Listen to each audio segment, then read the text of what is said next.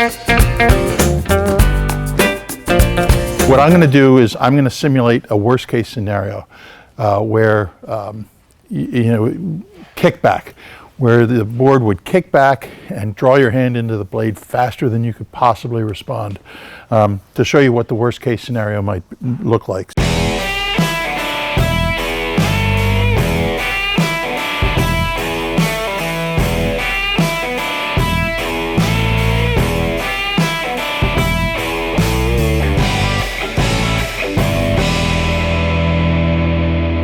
So.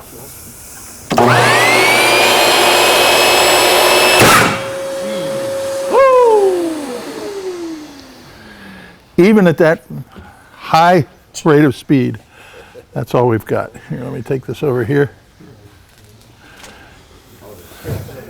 If your hand had been traveling at that speed, you would have lost several fingers, not just a Band-Aid cut.